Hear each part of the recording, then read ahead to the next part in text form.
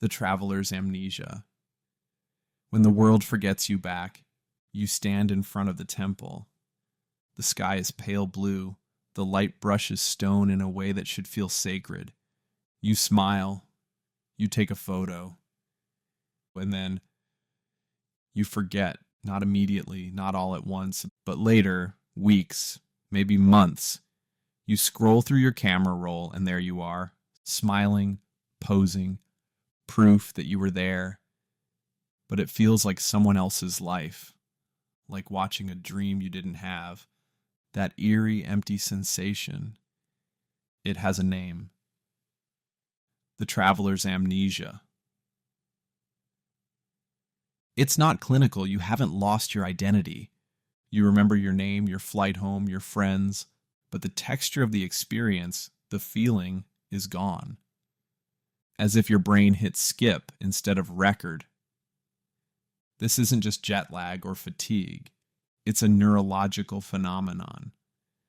A survival mechanism disguised as forgetfulness.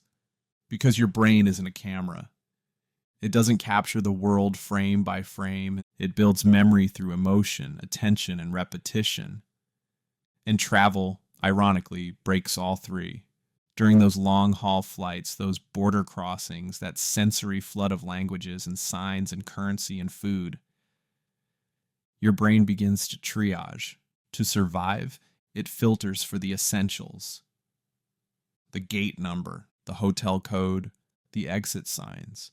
But the way the wind smelled in the alley behind the cafe, the hush in your chest as you stared at a skyline you'd never seen before, it quietly discards those, not because they didn't matter, but because your brain ran out of bandwidth. This is the strange paradox of adventure. The more novel the moment, the less likely you are to remember it. Your hippocampus, the part of your brain that transfers short-term memories into long-term archives, becomes overwhelmed. It chooses logistics over emotion, orientation over awe. You remember the names of the cities, the order of the museums, the facts, but not the feelings, not the sense of wonder, not the scent in the morning air, not the way the world felt tilted just slightly. New. Some travelers describe it like this. I know I was in Japan. I've got the photos, but I don't remember how it felt. They remember the experience like reading from a guidebook they once held. The story is there, but the ink has faded.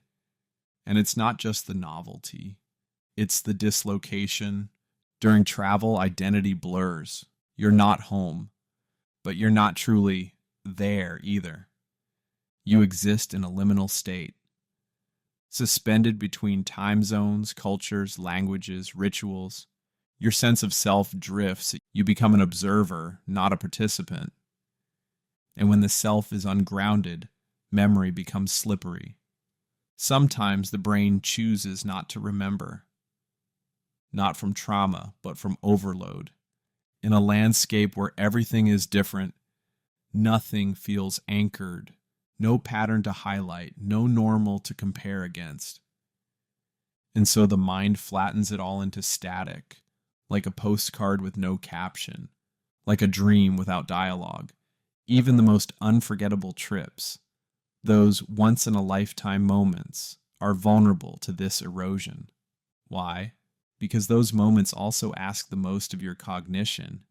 You're navigating jet lag. You're solving problems. You're constantly adapting. And while your body adjusts, your brain makes a quiet trade. It says, I will get you through this, but I might not let you remember it. And there's something quietly devastating about that. Because what's the point of going somewhere beautiful if you can't feel it later? So what do? You don't stop traveling, but you change how you move through it. Pause, breathe, smell the air and name the scent. Feel the weight of the sunlight on your skin. Let the silence linger. Let boredom stretch.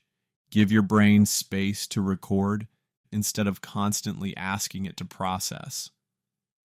Take fewer photos, write how you felt, not just where you went. Let a moment happen and don't rush to capture it, because the camera doesn't remember for you, and neither does your passport. Only present stores memory, and only emotion makes it stick. The traveler's amnesia is subtle. It doesn't erase the journey, it just steals the soul of it. So the next time you're far from home in a place your mind can barely comprehend, slow down. Make the memory on purpose, because your brain may be trying to survive the trip, but your soul came to remember it.